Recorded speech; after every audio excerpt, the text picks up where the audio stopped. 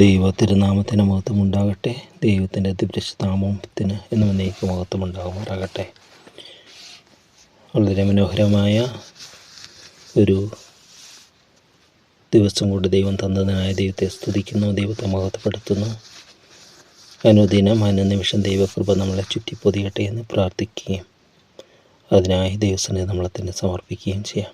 കഴിഞ്ഞ സങ്കീർത്തനത്തിൽ കഴിഞ്ഞ ദിവസം ഇങ്ങനെ കുറച്ച് കാര്യങ്ങൾ പറഞ്ഞ് കുറച്ച് ലെങ്തി ആയില്ല അതിനു മുമ്പ് അതിൻ്റെ അപ്പോൾ അതിനോടനുബന്ധിച്ച് തന്നെ നമുക്ക് അതിൻ്റെ തുടർന്നുള്ള ചിന്തകൾ നമുക്ക് ചിന്തിക്കാം. 104-ാമത്തെ സങ്കീർത്തനമാണ്. സൃഷ്ടി വിവരണത്തെക്കുറിച്ചുള്ളതിലാണ് നമ്മൾ കുറച്ച് കാര്യങ്ങൾ ചിന്തിച്ചത്. അവിടെ ഭൂമി അതൊരിക്കലും ഇളകിപ്പോകാതെ അതിൻ്റെ അടിസ്ഥാനത്തിന്മേൽ സ്ഥാപിച്ചിരിക്കുന്നു. നീ അതിനെ വസ്ത്രം കൊണ്ടെന്ന പോലെ ആഴികൊണ്ട് മൂടി. വെള്ളം പർവ്വതങ്ങൾക്ക് മീതെ നിന്നു, അവൻ നിൻ്റെ ശാസനയാൽ ഓടിപ്പോയി. നിൻ്റെ ഇടപെടുക്കത്തല ബന്ധപ്പെട്ടു. മലകൾ പൊങ്ങി, താഴ്വരകൾ താണു. നീ അവയ്ക്ക് നിശ്ചയിച്ച സ്ഥലത്തേക്ക് വാങ്ങിപ്പോയി. ഭൂമിയെ മൂടുവാൻ മടങ്ങി വരാതിരിക്കേണ്ടതിന് നീ അവയ്ക്ക് കടന്നുകൂടാത്ത ഒരു അതിരിട്ടു എന്നോട് പറയുകയാണ്. ഈ ബിഗ് ബാങ് തിയറി എന്നൊക്കെ പറയുന്ന ഇതിൽ ഉണ്ട്, പൊട്ടിത്തെറിയുന്നുണ്ടായതാണ്, അല്ല കോടി വർഷങ്ങളുണ്ട് എന്നൊക്കെ പറയുമ്പോൾ അതിൽ ഒരു സാങ്കേതിക ഒരു ഇതെന്ന് നമ്മൾ പറയുന്നത് ശാസ്ത്രീയമായിട്ട് ഭൂമി ഈ കാലങ്ങൾ സമയമുണ്ടായത് ഈ സൂര്യനെയും ചന്ദ്രനെയും നിയമിച്ചതിന് ശേഷമാണല്ലോ സമയമുണ്ടായത്, അല്ലേ? 1-ാം ദിവസം 2-ാം ദിവസം എന്നൊക്കെ പറയുന്നത് പ്രകാശത്തേക്ക് സൃഷ്ടിച്ചതിന് ശേഷമാണ് സമയം. നമുക്കിന്ന് ഒരു ദിവസം എന്ന് പറയുമ്പോൾ, ഇപ്പോൾ സൂര്യനെ സൃഷ്ടിച്ചതിന് മുമ്പൊക്കെ സമയമില്ല, അങ്ങനെ കാലങ്ങളില്ല. ദൈവം കാലാതീതനാണെന്ന് പറയുന്നതാണ്.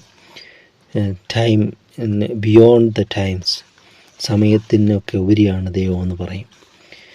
അപ്പോൾ ഇവിടെ മനുഷ്യന് അതിൻ്റെ ക്ലിപ്തമായൊരു സമയം വന്നത് സൂര്യനെയും ചന്ദ്രനെയൊക്കെ നിർമ്മിച്ച് പകല് രാത്രി എന്ന് അങ്ങനെ വിവാഹിച്ചെടുത്ത് മനുഷ്യൻ്റെ കാര്യങ്ങൾ തീർന്നു. പക്ഷെ അതിനു മുമ്പ് സൃഷ്ടിയുടെ ആരംഭത്തിൽ അതെങ്ങനെയായിരുന്നു എന്നുള്ളതാണ്. ആദിയിൽ ദൈവം ആകാശവും ഭൂമി സൃഷ്ടിച്ചു, ഭൂമി പാഴായും ശൂന്യമായും ഇരുന്നു. പിന്നെ സെമിക്കോളനാണ്, ഫുൾ സ്റ്റോപ്പ് അല്ല. സെമിക്കോളൻ കഴിഞ്ഞിട്ട് ആഴത്തിന്മീതെ ഇരുളുണ്ടായിരുന്നു, ദൈവത്തിൻ്റെ ആത്മാവ് വെള്ളത്തിന്മീതെ പരിവർത്തിച്ചു കൊണ്ടിരുന്നു. അതിനിടയ്ക്കുള്ള ടൈം ഡ്യൂറേഷൻ എന്ന് പറയുന്നത് മനുഷ്യന് ഗണിക്കാൻ പറ്റത്തില്ല, അത് അത്രയാണെന്ന് നമുക്ക് പറയാനായിട്ട് സാധിക്കുകയില്ല. അതുകൊണ്ട് ബൈബിളിനെ ഒന്നും കോമ്പറ്റീറ്റ് ചെയ്യാനായിട്ട് സാധിക്കുന്നില്ല സയൻസിന് പോലും. കാരണം എന്ത് പറഞ്ഞാലും അതിനൊക്കെ ബൈബിളിക്കലായിട്ട് നമുക്ക് ആൻസർ ഉണ്ട്. എന്നാൽ ശാസ്ത്രം തെളിയിക്കാനുള്ളതല്ല ബൈബിൾ എന്നുള്ള ഒരു കാര്യം നമ്മൾ മനസ്സിലാക്കണം. എന്നാൽ അത് നമ്മൾ പൊരുതുമ്പോൾ അതിനെ ജയിക്കുവാൻ തക്കവണ്ണം ശക്തി ദൈവത്തിൻ്റെ വചനത്തിന് അതിൽ തന്നെ ഉണ്ട്. ആരും അതിനെ സപ്പോർട്ട് ചെയ്യേണ്ട, ദൈവവചനത്തിന് അതിന് തന്നെ ശക്തിയുണ്ട് അതിനെയൊക്കെ എതിർക്കാൻ. അതാണ് എതിർത്തവരും വാദിച്ചവരും ഒക്കെ അവർ പരാജയപ്പെട്ടതല്ല, ദൈവത്തിൻ്റെ വചനത്തിനൊരു മാറ്റമില്ല നിലനിൽക്കുന്നു.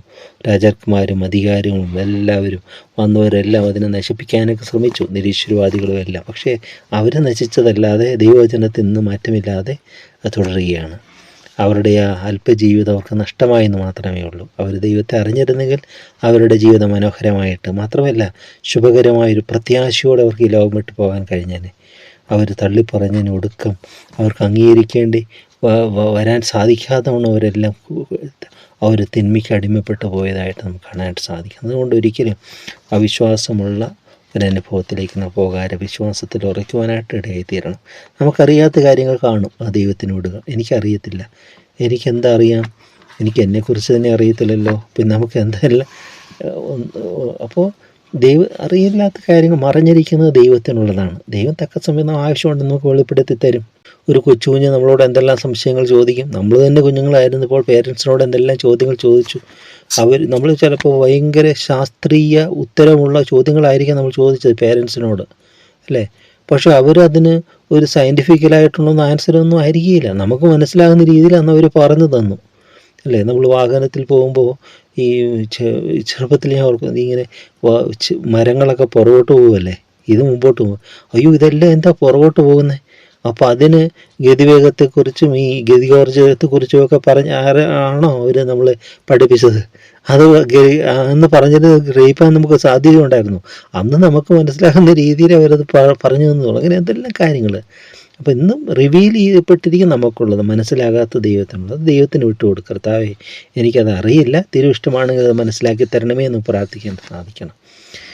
ഇവിടെ ഈ സൃഷ്ടിയെക്കുറിച്ച് തന്നെ ഒത്തിരി ഭാഗങ്ങളിൽ, ഇപ്പോൾ യശയ്യാപ്രവാചകന്റെ പുസ്തകത്തിലേക്ക് തന്നെ 40-ാമത്തെ അധ്യായത്തിലേക്ക് വരുമ്പോൾ നമ്മൾ പുല്ലെന്നൊക്കെ പറയുന്ന ഭാഗം ചിന്തിച്ച സ്ഥലത്തേക്ക് വരുമ്പോൾ 40:12 വരുമ്പോൾ കാണുകയാണ്, തൻ്റെ ഉള്ളംകൈ കൊണ്ട് വെള്ളമളക്കുകയും ചാണുകൊണ്ട് ആകാശത്തിൻ്റെ പരിമാണമെടുക്കുകയും ഭൂമിയുടെ പൊടി നാഴിയിൽ കൊള്ളിക്കുകയും പർവ്വതങ്ങൾ വെള്ളിക്കോൽ കൊണ്ടും കുന്നുകൾ തുലാസിലും തൂക്കുകയും ചെയ്തവനാർ? യഹോവയുടെ മനസ്സ് ആരാഞ്ഞറിയുകയോ അവന് മന്ത്രിയായവന് ഗ്രഹിപ്പിക്കുകയോ ചെയ്തവനാര്? അവനെ ഉപദേശിച്ച് ന്യായത്തിൻ്റെ പാതയെ പഠിപ്പിക്കുകയും അവനെ പരിജ്ഞാനം പഠിപ്പിച്ച് വിവേകത്തിൻ്റെ മാർഗം കാണിക്കുകയും ചെയ്തു കൊടുക്കേണ്ടതിന് അവൻ ആരോടാകുന്നു ആലോചന കഴിച്ചത്? ഇതാ, ജാതികൾ തുലാക്കട്ടയിലെ ഒരു വെള്ളത്തുള്ളി പോലെയും തുലാസിലെ ഒരു പൊടി പോലെയും അവന് തോന്നുന്നു. ഇതാ, അവൻ ദ്വീപുകളെ ഒരു മണത്തിരി പോലെ എടുത്ത് പൊക്കുന്നു. 22-ാമത്തെ വാക്യത്തിൽ അവൻ ഭൂമണ്ഡലത്തിന്മീതെ അധിവസിക്കുന്നു. ഭൂമണ്ഡലം കണ്ടോ, അതാണ് ഭൂമി ഉരുണ്ടതാണെന്ന് തിരുവനന്തപുരത്ത് പറഞ്ഞിട്ടുണ്ടായിരുന്നു. പറയുന്നതിൻ്റെ സത്യം അതാണ്. അവൻ ഭൂമണ്ഡലത്തിന്മീതെ അധിവസിക്കുന്നു, അതിലെ നിവാസികൾ വെട്ടുകിളികൾ പോലെ ഇരിക്കുന്നു. അവൻ ആകാശത്തെ ഒരു തിരശ്ശീല പോലെ നിവർക്കുകയും പാർക്കുവാനുള്ള ഒരു കൂടാരത്തെ പോലെ വിരിക്കുകയും.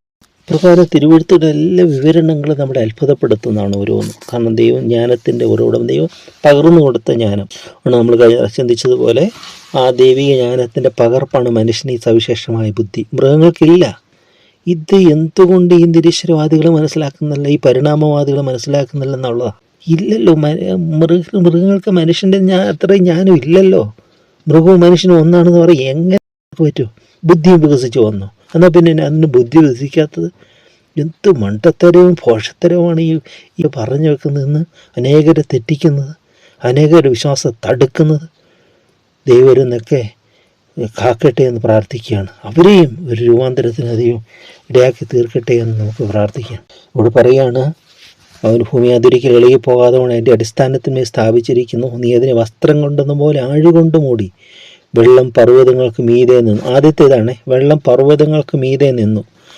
ജലപ്രളയമൊക്കെ ഉണ്ടായി എന്നൊക്കെ പറയുമ്പോൾ അത് വെറുതെ ആണെന്ന് പറയുന്നവർക്ക് എല്ലാ അടിസ്ഥാനമുണ്ട് ശാസ്ത്രീയമായി. ഇന്ന് അത് എല്ലാം ഈ എവറസ്റ്റിൻ്റെ, അതായത് എവറസ്റ്റിൻ്റെ മുകളിൽ ഈ ഹിമത്തിൻ്റെ അവിടെ ഈ മീനിൻ്റെ അസ്ഥികൾ കണ്ടെത്തിയെന്ന്. മീനിനെ അത് ഫ്രഷായിട്ട് ഇങ്ങനെ ഇരിക്കുന്നു എന്ന് പറഞ്ഞാൽ മഞ്ഞ് മൂടിക്കഴിഞ്ഞാൽ പിന്നെ അതിങ്ങനെ നാളുകളായി ഇങ്ങനെ ഇരിക്കില്ല. മീനിൻ്റെ അസ്ഥികളും ഒക്കെ കണ്ടുപിടിച്ചപ്പെട്ടിരിക്കുന്നു. അപ്പോൾ ഈ എവറസ്റ്റിൻ്റെ മുകളിൽ എങ്ങനെ മീനിൻ്റെ അസ്ഥി ചെല്ലുന്നത്? മീൻ മുള്ളൊക്കെ എങ്ങനെ ചെല്ലുന്നത്? അപ്പോൾ ജലപ്രളയം ഉണ്ടായി എന്നുള്ളതിൻ്റെ തെളിവായിട്ടാണ് അതിനെ ശാസ്ത്രശാഖ എന്ന് പറയുന്നതിനെ കുറിച്ച് അതിൻ്റെ അവർ പറയുന്നത്. അപ്പം എല്ലാത്തിനും എവിഡൻസ് ദൈവം വെച്ചിട്ടുണ്ട്. എല്ലാം നോഹയുടെ പെട്ടകത്തിലൂടെ ആ ജലപ്രളയം അത് ഭൂമിയെ അത് അവിടെ അതെല്ലാത്തിനും ദൈവത്തിന്. അപ്പം ഇവിടെ ഇത് വെള്ളം പർവ്വതങ്ങൾക്ക് മീതെ നിന്നു എന്ന് പറയുക. പിന്നെ എന്ത് ചെയ്തു? അവ നിന്റെ ശാസനയാൽ ഓടിപ്പോയി, നിന്റെ ഇടിമുഴക്കത്താൽ അവ ബന്ധപ്പെട്ടു, മലകൾ പൊങ്ങി, താഴ്വരകൾ താണു. നീ അവയ്ക്ക് നിശ്ചയിച്ച സ്ഥലത്തേക്ക്, അതല്ല ദൈവം വേർതിരിച്ചു എന്നൊക്കെ പറയുന്നില്ലേ? കഴയും കടലെയും വേർതിരിച്ചു, ആകാശത്തെയും വിധാനത്തെയും അതിന് വേർതിരിച്ചു. അങ്ങനെ അപ്പോൾ ഇവിടെ പറയുകയാണ്, നീ അവയ്ക്ക് നിശ്ചയിച്ച സ്ഥലത്തേക്ക് വാങ്ങിപ്പോയി, ഭൂമിയെ മൂടുവാൻ മടങ്ങി വരാതിരിക്കേണ്ടതിന് നീ അവയ്ക്ക് കടന്നുകൂടാത്ത ഒരു അതിരിട്ടു. അത് മറ്റൊരു ഭാഗത്ത് പറയുന്ന ഒരു പുസ്തകം മണലുകൊണ്ട് അതിര് വരച്ചു എന്നാണ് പറഞ്ഞത്. കടൽത്തിരകൾ കടന്നുകൂടാതെ മണൽ കൊണ്ടാണ് അതിരിട്ടിരിക്കുന്നത്. കടൽത്തീരത്ത് എന്നാൽ അറിയാം, മണൽ കൊണ്ട് ദൈവം അതിരിട്ടിരിക്കുന്നത് എന്ന് പറയുന്നത്. മണൽ ഏറ്റവും ഫീബിളായിട്ടുള്ള ഇതില്ലേ, ആ മണൽ വെച്ച് ദൈവം അതിരിട്ടിരിക്കുന്നു. ഇത്രത്തോളം നിനക്ക് വരാം. പിന്നെ അതിന് കടന്ന് ദൈവം അനുവദിക്കുമ്പോഴൊക്കെ സംഭവിക്കുന്നുണ്ട്, പ്രതിക്ഷോഭങ്ങളൊക്കെ സംഭവിക്കുന്നു. അത് ചിലതെല്ലാം എല്ലാം ദൈവിക പദ്ധതിയും പ്ലാനുമുണ്ട്. ദൈവം അറിയാം അതൊന്നും സംഭവിക്കുന്നില്ല. ശത്രുവിന് പോലും ഇവർ ശിഷ്യന്മാർ സഞ്ചരിച്ച പടക് സമുദ്രത്തിൽ കൂടെ പോയപ്പോൾ അതിനെ തിരകൾ വരുത്തുവാൻ, കൊടുങ്കാറ്റ് വരുത്തുവാനായിട്ട് ദൈവം അനുവാദം കൊടുക്കുക. കാരണം ഇവരുടെ വിശ്വാസത്തെ ഉറപ്പിക്കണം ദൈവത്തിന്. അതിനുവേണ്ടി അനുവാദം കൊടുക്കുകയാണ്. ദൈവം അനുവദിക്കാതെ സംഭവിക്കുന്നില്ല.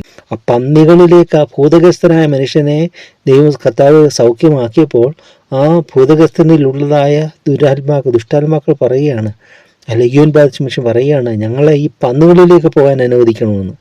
പന്നുകളിൽ പോകണമെങ്കിലും ദൈവത്തിന് അനുവാദം വേണമെന്നാണ് പറയുന്നത്. പിന്നെ അതിനുവേണ്ടി വിധേയപ്പെടുത്തി കൊട്ടുള്ളവർക്ക് മറ്റുള്ളവരുടെ ദൈവത്തിൻ്റെ അവകാശം വേണ്ട. കാരണം അവർ തങ്ങളെ തന്നെ വിറ്റുകളഞ്ഞവരായിട്ടുണ്ട്. ശത്രുവിന് തങ്ങളെ തന്നെ വിറ്റുകളഞ്ഞവർ, അങ്ങനെയുണ്ട് കുറേ പേര്, തങ്ങളെ തന്നെ അടിയറവ് പറഞ്ഞവർ.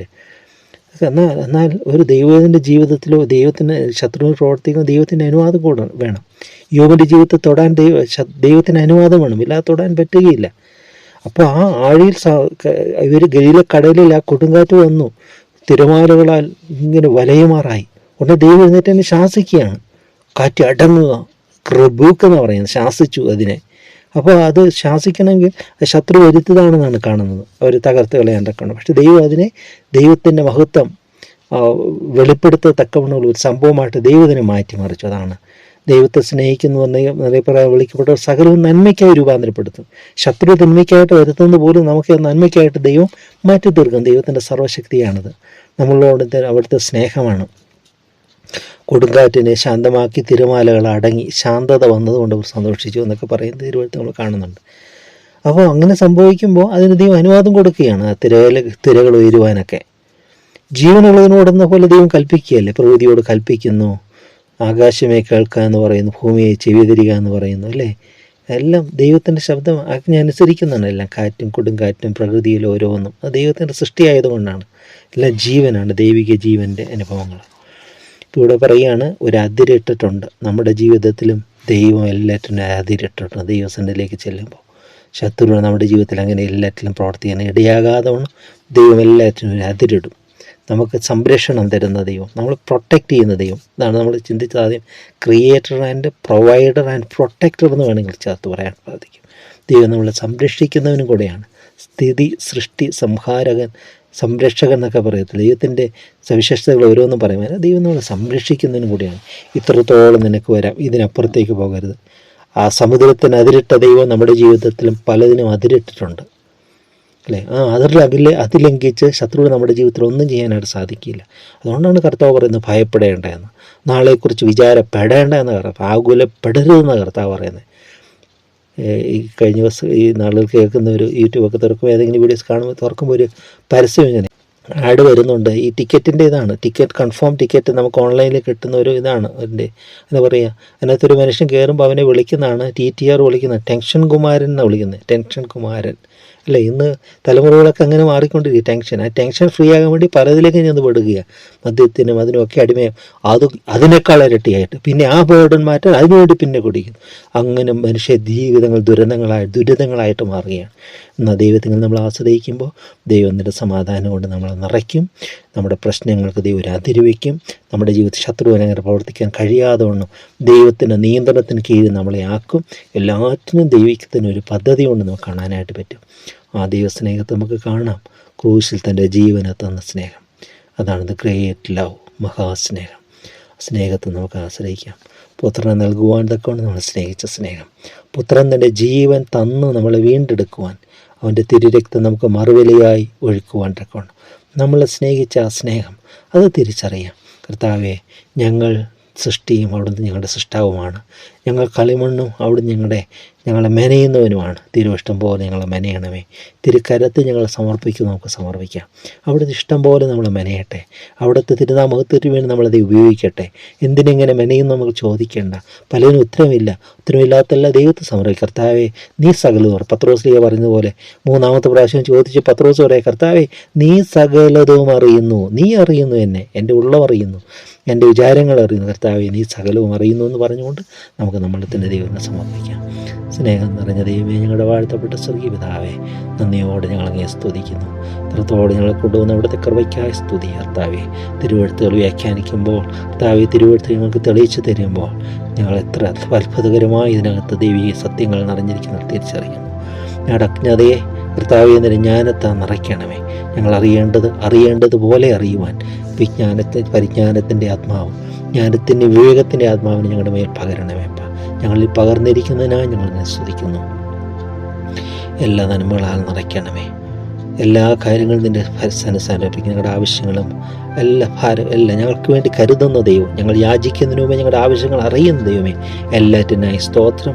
സകലത്തിനും ഞങ്ങൾക്ക് ഉത്തരം തന്ന് ഞങ്ങൾ വേണ്ടത്തോളം സർവശക്തനായിരിക്കാൻ എല്ലാറ്റിനും സ്തുതി. നല്ല കൃപകൾക്കായ സ്തുതി മഹത്വം അവിടുന്ന് മാത്രം എടുക്കണമേ.